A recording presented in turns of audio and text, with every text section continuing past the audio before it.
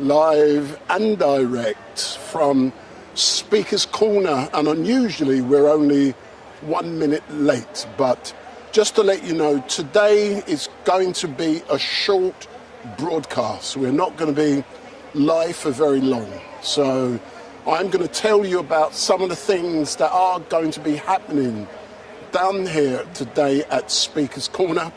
And let's first start off that later on this afternoon there will be a special guest, and that guest will be engaging here at Speaker's Corner with the regular rabble-rousers, the regular people down, the regular people down here. And that person is due to arrive here about 2 o'clock, but I won't be live streaming at that time. I'm only going to be live streaming for about 10-15 minutes. But today is a very important day.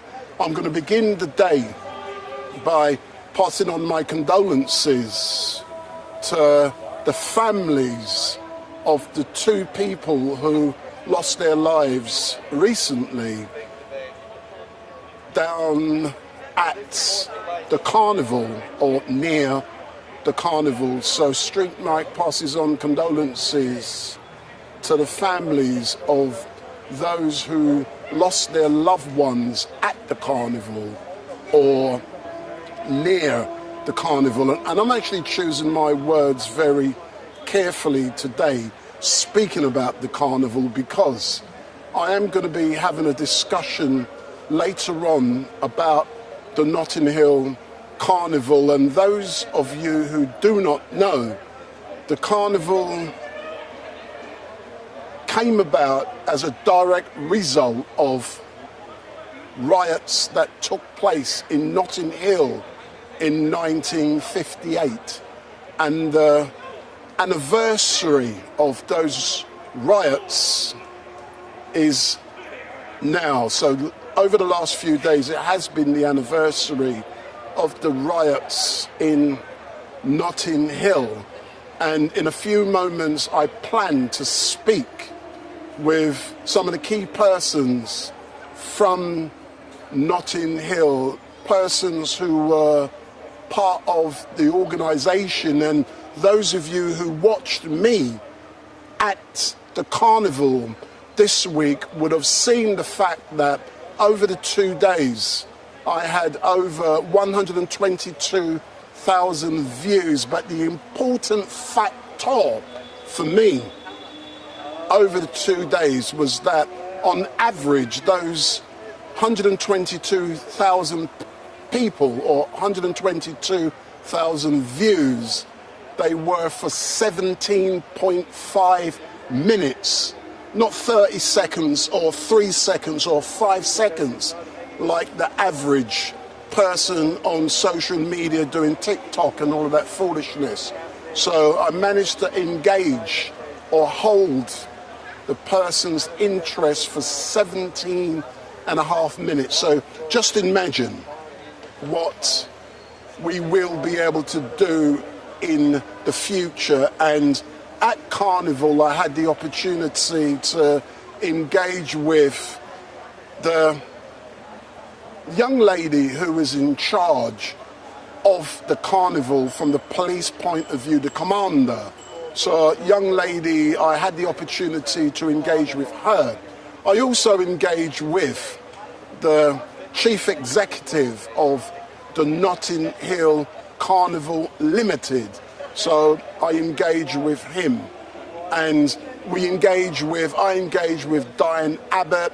We also started on the Sunday at Notting Hill Fire Station.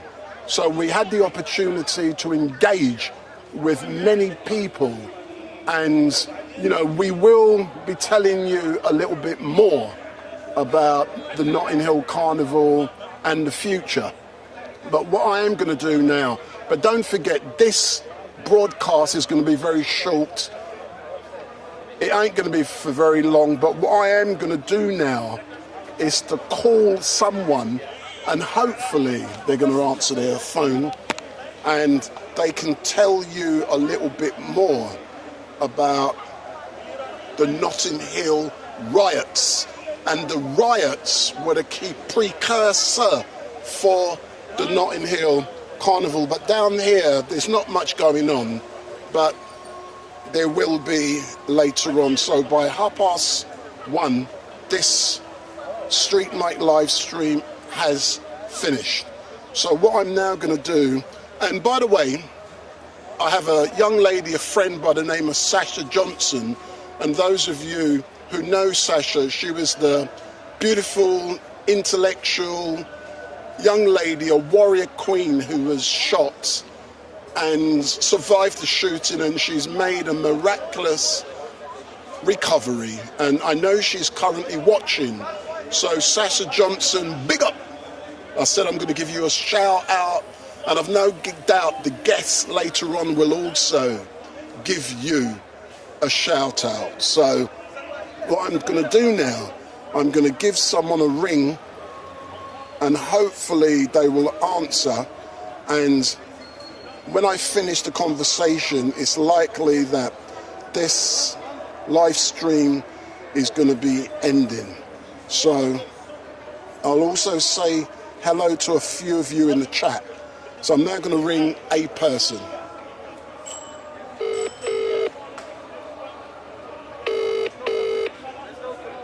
Wendell. Hey, good afternoon, sir. How are you? I'm very well. How are you, sir? Yeah, not too bad, not too bad. Just to let you know, I'm currently live at Speaker's Corner. I'm not going to be live for very long, but I will be recording something for someone, a special guest later on. But can you tell us more about the Notting Hill riots back in 1958, which was the precursor for the Notting Hill Carnival as it is today? Yeah, absolutely. I'm not going to confess to be an expert, but I'll certainly share what I know, and that is around 1958. There was a lot of racial tension. You had the murder, the racist murder of a chap by the name of Kelso Cochran, who was in effect the first Stephen Lawrence. He was stabbed and murdered in Notting Hill, and his murderer was never found, and that was a racist, believed. You then also had many other racist attacks in the area, and as a result of that, a lot of businesses were attacked. A lot of West Indians were attacked in their homes in Notting Hill, and that led on to a race riot, which resulted in about 150 arrests or more, half of which were black and half of which were white. And because of that, born out of that, was the Notting Hill Carnival, because a lady by the name of Claudia Jones, who's a well-known activist at that time, she wanted to bring a taste of the Caribbean over to unite people. And the first sort of carnival took place in central London. It was actually an indoor carnival. That's correct. At King's Cross. So in King's Cross, that's right, in King's Cross. So you got to remember that the Notting Hill Carnival was born out of something very negative, and was turned into something very beautiful and to unite people. And I think that's been forgotten over the years, you know. And look what it's become. So, you know, that's just a little bit about the history. You can find out a lot more detail by going onto my website, www.blackwallst.media. It's got more of a thorough explanation there. You know, like I said, it was Notting Hill Carnival isn't just about our culture and all of that. It's more than that. about taking the scars once was Notting Hill, and using those scars to make something beautiful. And that's correct. And we've managed to make something very beautiful, which has become internationally renowned. And over the 2-day period, about 1 to 2 million people actually attend Notting Hill. Absolutely, and from all over the world, all different backgrounds, and you just have to go there and look at the smiling faces, the way people are coming together. It's beautiful. It's as I said in my interview at the Notting Hill Carnival, for me it's Britain at its best. Yeah, that's it's multicultural Britain, and we need to really embrace that. And there are going to be bad elements that are going to come to the carnival and betray the message of carnival. But for me, these people are nothing to do with carnival, or the ethos of carnival. I think for me, carnival does more good than bad, especially in this time when we are talking about racism head on. Which needs to be discussed head on in order for us to move forward. The carnival really encapsulates multicultural Britain and all the colour, all the flavour and everything that's been brought here by not just the Caribbean, by other countries as well. Thank you for those comments. And you know something, I really love the fact that we do see the best of this country at Carnival. We see so many different people, so many different colours. Everyone is there standing shoulder to shoulder, showing the best.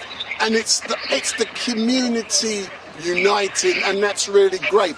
And what I really did love, specifically in regards to what I did, on Sunday I started off at the fire station, and that was North Kensington Fire Station, and it was so great to be amongst the firefighters of this city, and they were standing shoulder to shoulder supporting the carnival. And for me that was so brilliant to see all of those mass bands was brilliant. But I do have a political question to ask you, sir.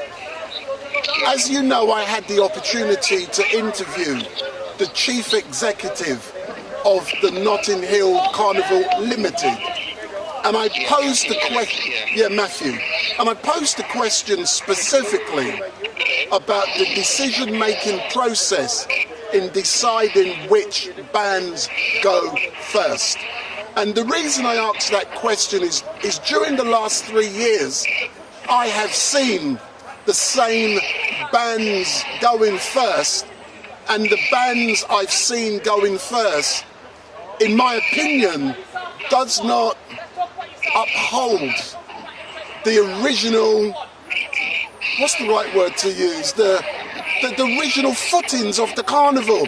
Carnival was about steel band and sound system, but the first 5 bands, I didn't see all of that. So I want to be asking questions. Why has Carnival changed so much? I've also noticed not as many floats are there, and Matthew has confirmed that's due to the cost. So the question I want to ask you, am I barking up the wrong tree in asking questions about that decision-making process in deciding who leads Carnival? No, I don't think so. All questions are valued, and all questions need to be heard. We all want Carnival to continue to prosper, and make sure that it's dealt with in an organic way. I definitely hear where you're coming from. You'd like to see more steel pans and more of the costumes and things like that, as opposed to perhaps the sound systems. But Carnival's evolving all the time. That's correct. That's correct. and you know, the generations are evolving, so I guess you've got to just kind of strike that balance between, you know, the new generation coming through and the old generation. But I think you're quite right in saying that we need to hold on to those roots, definitely, and make sure that they're always in a prominent place when it comes to the carnival. Yeah. So, and as you know, sir, I could have, if I wanted to, is do my broadcast from the judging area at Carnival, but I decided not to. I felt the location where we were at, was the best place, and you managed to point out, Matthew, you managed to point out Dine Abbott, and we managed to entertain 122,000 people for an average of 17.5 minutes. Going forward, what can we do better in 2025? I think I'd like there to be more commentary, more interaction with our viewers, and create a safe space to interview more of the carnival revelers. You know, so I think that's what we could improve on. And as I say, as normal, sir, thank you very much. And later on this afternoon, I'll let people know that Brother Leo Muhammad from the Nation of Islam will be here yet again. And it's going to be a different setup today, but I'm not going to be streaming then because I'll be finished. But I will be doing other things. But you can watch that video on Brother Leo's channel later on this week. But all I can say, sir, is thank you very much, and I look forward to engaging with Deborah from the Windrush Generation Legacy Association next. Absolutely. And I just want to emphasize one point that I think it's really important that we find ways to come together, like the carnival and any other ways, you know, because we're one big community, regardless of our background or heritage. We're all here, and we all need to coexist and find ways to find common ground and celebrate all our culture together, regardless of where you come from. So let's continue to do that. Excellent stuff. Thank you very much, sir, and I'll speak with you later on this evening. Thank you. Thanks very much. Have a great day. Thanks a lot. Bye-bye. Bye. So that's my colleague from Black Wall Street Media. So if you Google Black Wall Street Media, you'll find what he does. What I'm now going to do is to engage with a heckler, because someone has asked to talk to hecklers. So we're going to talk with a heckler, but before I do, I'm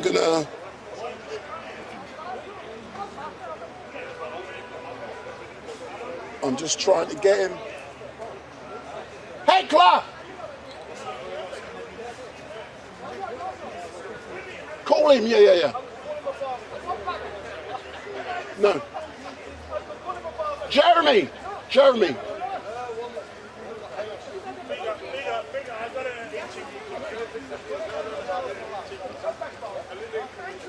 So be careful in coming round. Be careful in coming round for a reason.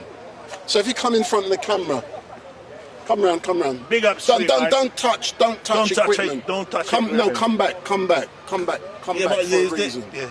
Come back. Yeah, so I want to interview you because someone has asked me online to ask about hecklers. Right. So I'm now doing that. So I've been coming here for 45 years. I've been coming here since I could crawl. And I've seen a lot of changes here. There weren't as many police as there were here. There weren't as many Islamic fanatics as there were here. There were the communists over there. There were the gays and lesbians over there. Rewind, selector. Yes. I'm asking you about hecklers. Yes. What is the number of police and communists got to do with hecklers? So if you come back a bit, right. The question I want to ask you. I just enjoy it because I have. Now hold on, let me set the scene. Yeah, set the scene. Yeah, for the people watching. Yeah. What is it that inspires you. It gives you adrenaline. It gives me a thrill. I get a kick out of it.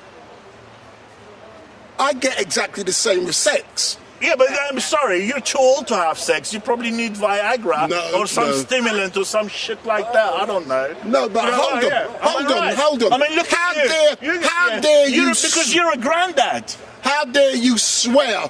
Yeah. People say if you swear Sorry, on children. hold on. Yes. If you swear on my fucking channel, yes, that means I'll get demonetized. How many people swore at the Notting Hill Carnival when you were covering it last week? But because I don't give a shit about monetization, I can fucking swear. I know. So going back, what is it about heckling that inspires and motivates you? It motivates me because my wife doesn't want me there on a Sunday afternoon, so she just kicks me over here, and then I just end up taking a piss out of the Muslims, the Christians, and everyone else. Do you know what I mean? I don't really discriminate against who I'm going to heckle. I don't give a shit. I don't have a religion. I have a bank account. I got a nice car. I got a nice home, and that's all I give a shit about. I don't care what food I eat, whether it's a bacon sandwich or a halal burger or a falafel from over there. But come back. But to me, I got nothing to lose. But what is in the heart of heckling? What is it? Hold on, rewind selector. Yes. What makes a great? Hold on. You see that? He's heckling Rascal, boy. See, I can swear because I don't give a shit about monetization. So what is it about heckling? What do you need? What skills do you need to have to be able to? It keeps the speaker in check, mate. Do you know what I mean? Because the speaker can talk a lot of crap. I mean, there was a guy over there. I just finished with him. He's a Hamas supporter and a terrorist sympathizer. I'm not having that because I want to defend myself. I don't want to get blown up by some Islamic terrorists on a bus or an underground somewhere. So I've got a right to defend myself, and doing so is called heckling. In your book. Do you know something? Yeah. I've just been educated. The phones are already started to ring because when we were at the Notting Hill Carnival the other day, the phone was ringing off the hook. But I've already told people that at 1:30 this live stream is finishing. Right. Because I'm teaching I'm teaching them a lesson. Yes. When they piss me off, I'm going to switch off, so stop pissing me off. What are they telling you? Can you just come out with some of the comments? I don't care. I'm in charge. I don't do this. Can we talk about the Notting Hill Carnival? Let's finish about heckling. Then we can talk about the Notting Hill. I mean, okay, look. I just do it because I get a kick out of it. I mean, ain't got nothing better. Nothing to do on a Sunday afternoon. There's no football, nothing. So I might as well just come here. Is there football? Yeah, is there football today? Excuse me. No heckling. I'm live. So I mean, there's nothing else better to do. Just come down here, take a piss out of people, have a laugh, have a crack, talk to StreetMic, big up StreetMic. Talk shit to me. You know what I mean? And then just pick them up one by one. I mean, at the end of the day, they don't have anything to say. But which person do you enjoy heckling the most? Uncle Omar. Uncle Omar, that dirty, stinking rascal. Yes. He is the Imam of Hyde Park. He's the Imam. I've banned him. Come back. Because he's so racist, obnoxious, rude. He is just the epitome of rubbishness, you know what I mean?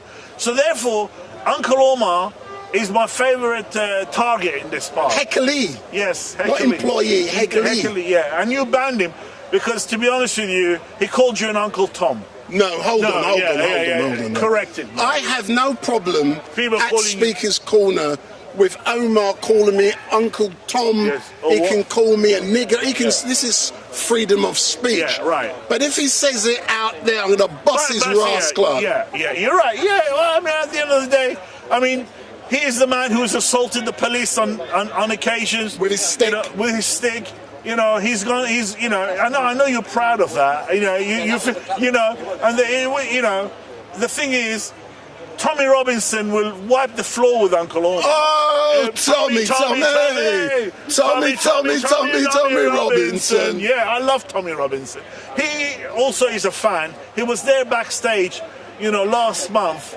And backstage, on stage, front stage, corner stage. Every stage. Yeah, he was there. He was there, basically. Let's talk now about the Notting Hill Carnival. And let me set my stall out. Yes, yeah. yes. I've already got a lot to say about that. I've already begun by reminding people of how the Notting Hill Carnival come about. It come about as a direct response to the Notting Hill riots in 1958. And it's now morphed into what we now know. But the anniversary of the riots was last week. Yeah. But earlier on yesterday, we heard the sad news that 2 people had lost their lives. One of them was dying. Hold on. Two young black people lost their lives. Hold on. Let me finish. Let me set my rascal stall out. Yeah. What I'm saying here. 2 people lost their lives, and we got to show respect, you know, and our condolences on the loss. My heart goes to their family, to their families and friends, and then the young girl that is left behind without a mother. You know, this is bang out of order. Yeah, that's correct. Yeah, he's bang out. The guy was a talented chef. He worked for Gordon Ramsay's in Dubai. He came here for a holiday, and he ended up in his tragic death. But you know, 45 years old. I'm going to address that issue, but specifically. Yeah. Don't tell me he was in Queensway and he was. Hold on. And it's not related to the carnival. We're going to come there. But the point I'm making, sir, I'm live, so shut up. So the point I'm making is the carnival has morphed into something very important. There are certain elements who attend carnival who are hell-bent on destroying what carnival has become. Right. The media and the establishment in this country also want to see carnival taken over and be run by corporate businesses like in this park. Like This park has the Radio 1, BBC Radio 1 concerts in it. It's got the Pavarotti concert and it's got the last of the proms every year. But the issue is... And there isn't half as many policemen here as there is in the Notting Hill Carnival. Yeah. Why is there so much police in the Notting Hill Carnival? I will tell you in a moment, but the issue here at Hyde Park Corner is that if Carnival was held here, it would be fenced off. Yes. People will then have to pay to get in, and then it would not be a free event. If you remember, the fireworks on New Year's Eve used to be free, right? And then now 2 or 3 years now you got to pay £10, and there's like a lottery, like the Oasis tickets now. Big up Oasis. So it's all a con, you know what I mean? I can't see your black man from Deptford coming in paying for £10 for Carnival. He ain't gonna do it. He's just gonna gate crash in, bruv. Hold on. What are you rubbish? Saying? You ain't gonna see no brother from Deptford paying £10. No. What are you trying to say? They ain't gonna pay. But why? Because because they say it's our carnival, it's our culture, it's our this, it should be free, it used to be free. Move back. Blah, blah.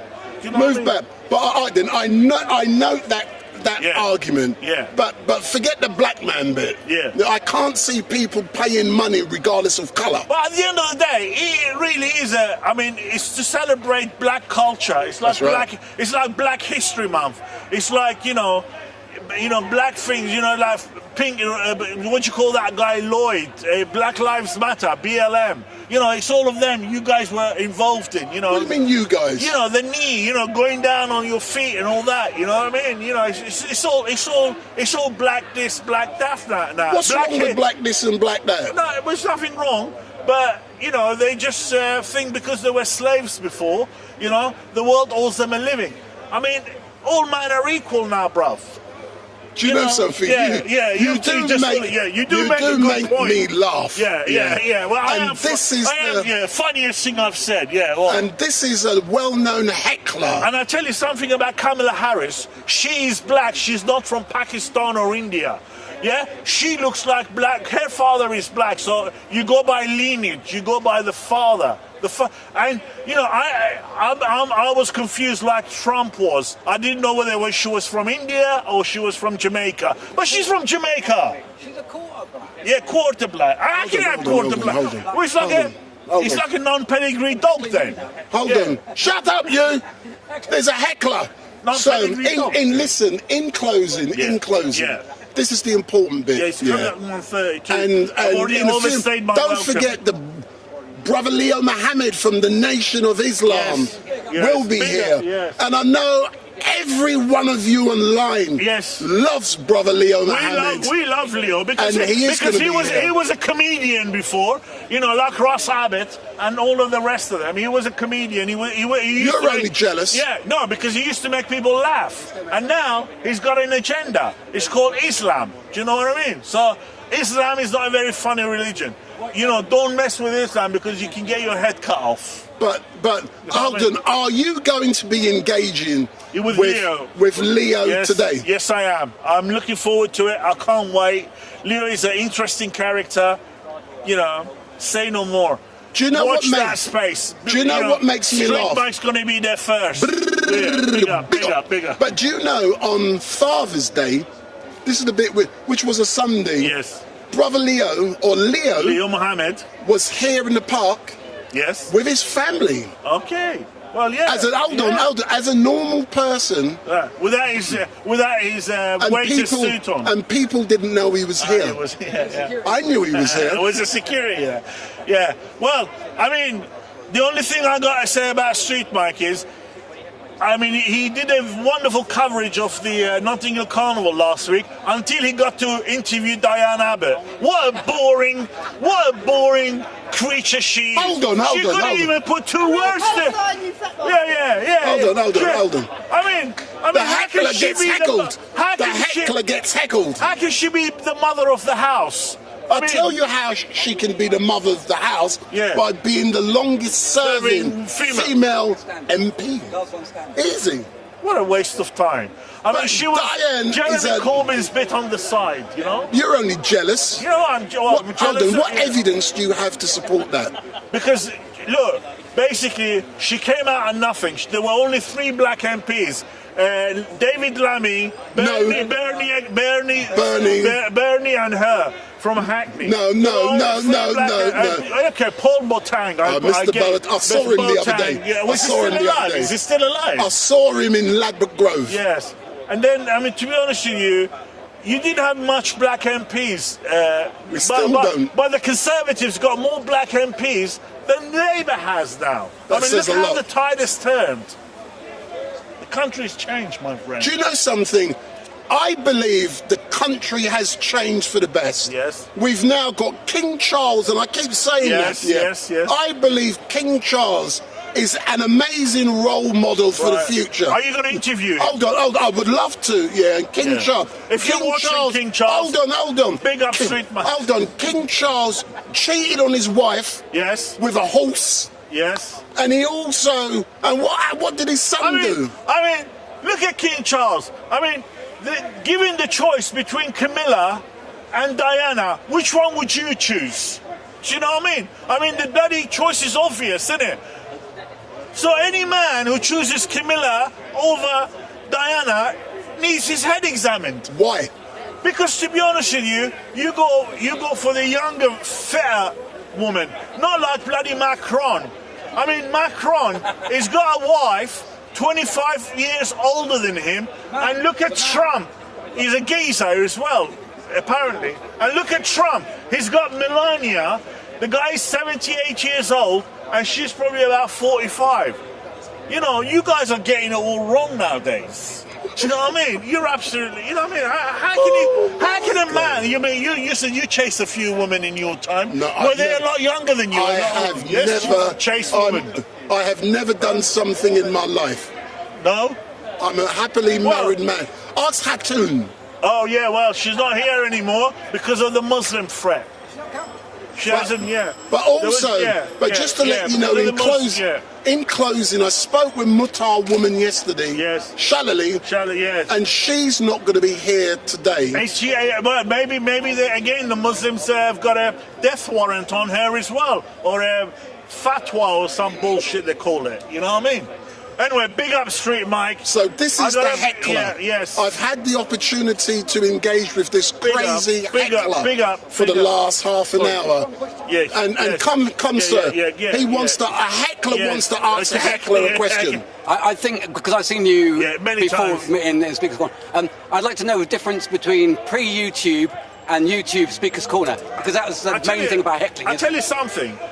Since YouTube, before we didn't used to have camera. We used to only have cameras by permission. You used to have a permission because this is like a commercial recording. We didn't used to have it. And then YouTube and the mobile phone came along, and everybody became a reporter. And then the difference is, we started attracting Islamic fanatics here, right? And then we started attracting, you know, less and less, you know, wise, you know, proper speakers, like you, like you, speakers. So basically, YouTube was the death knell of Speaker's Corner, as far as I'm concerned. So, but why? Is it because YouTube has begun to attract people who are only interested in creating events for likes, shares and follows? Some of you could be sitting in Australia right now. Some of you could be sitting in Brazil watching this right now. You know, you don't have to waste your money on an airline ticket or an expensive Park Lane hotel, you know, £300 a night. You can just watch it in the comfort of your own home. You know, listen to me rant on and on and on and on. Nowhere else in the world is like Speaker's Corner. You can't find it anywhere. It's like Mecca. Do you know what I mean? It's a one-off. You know what I mean? It's unique. It's unique, yeah. Because you get all the mental cases, like united in here. That's what happens when there is NHS cutbacks. All the mental asylums open up, and they end up in Speaker's Corner. Who's the maddest person you've seen here at Speaker's Corner over the last years? For example, Nick. Nah, Tan has been banged up. Unfortunately, he's been in prison. Yeah, I mean, there is a guy called Rat Boy. You know, he's a bit Rat Boy. He's obnoxious. You know, and then you got. How about Fence Man? You got Shamsi. I mean, he's a born again Muslim. He's a bit nuts. You know, I mean, you get. He went to America and was on Tim Poolman's. Yeah.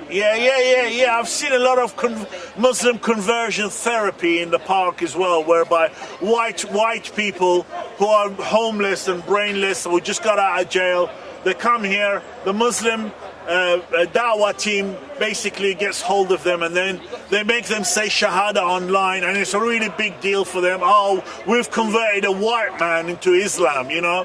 The next thing you know, he's going to come back. Yeah. The next thing you know, that white man is already basically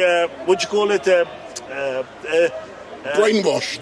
He's brainwashed and radicalized, right? And then they make the white man go and put a bomb on a London Underground station or something, and then that's Can you please support? There are a lot of white Muslims in Belmarsh prison. If you go to Belmarsh, as I do sometimes, yeah, and I see the visitors as a returnee, yeah, all the white guys who've turned to Islam and been radicalized and been arrested under the Terrorism Act, who are doing 20 years, 25 years, you know, with Anjam Chowdhury now doing a life sentence over there. They're all regretting it, you know? I mean, at the end of the day, why do you want... No, sir. Yeah. Sir, what I can say now is Mr. Heckler Germany, who always... See, this man here wants to comment. Come and comment. Do you disagree with him? If you do... But come and say something if you disagree. Muslims don't like my message. I know. I'm not. Yeah, exactly. You know, I've been to Islamic countries. I've been to Israel. I was in Israel this time last year. Yeah, but you don't. Well, yeah. Well, you don't like Israel. I like Israel. I spoke to Arab Israelis. The ones who were. Yeah. Anyway, all I can say, sir, don't kick. Big up, StreetMic. Big up. So all I can say, be careful for a reason. So all I can, don't touch today. There's a reason. No, don't today. There is a reason. Don't. So all I can say today is thank you very much for watching. We are coming to an end of this live stream in a few moments, and I will be video recording because I have other things to do. So in a few moments this live stream is coming to an end, and all I can say is thank you very much for watching. It is a short live stream today, but Brother Leo Muhammad from the Nation of Islam will be here in a few moments, and you can engage with him. And I know Sister Sasha Johnson is watching, and Sasha Johnson was the warrior queen who was shot and seriously wounded, but she's now making a miraculous recovery, and I know she is watching. So all I can say is, Sasha, big up. So let me see who else. There's no one really here, but I am going to be saying goodbye for now. I'll say hello to a couple of you in the chat, and then I will be shutting down. So it is a short broadcast today, so you can watch Brother Leo Muhammad's channel during the week to see the recording. So I'm now going to say hello to a few of you watching, and I know you all love Jeremy. So Dibble, big ups, Sin Jin, Roland Pickering, Yessie, Sleuth Pal, Dibble, Hannah Jinx, Ryan Mendez, La Torres Viva, Roman Skyvin, MK, what happens? The Sharifs, big up Sasha. So the Sharifs, Brother Leo Muhammad will be here in a few moments. So Helen Taylor, Charleston Edel, Roland Pickering, Ashley Piggott, Louise, Mr. Lester, Helen Taylor. So all of you people watching, big up. And don't forget, Brother Leo Muhammad from the Nation of Islam will be here.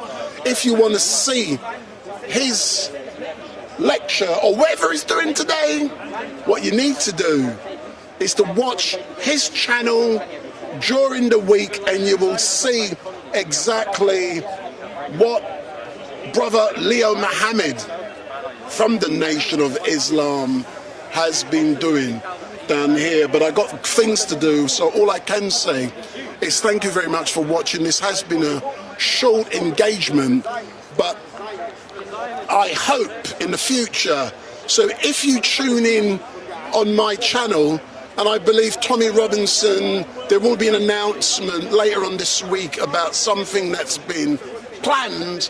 So if you want to know what's been planned with Tommy Robinson, tune into my channel and you will find out, but something big is being planned. So all I can say, thank you very much for watching, and goodbye. So this is a bye-bye for now. This is a short broadcast today, 45 minutes, and I'm gone. Love you lots, back next week. But Brother Leo Muhammad from the Nation of Islam should be here within the next 5 minutes or so. You will be able to watch his engagements on his channel later on this week. So watch Brother Leo Muhammad, his engagement in his channel later on this week. So all I can say is thank you very much for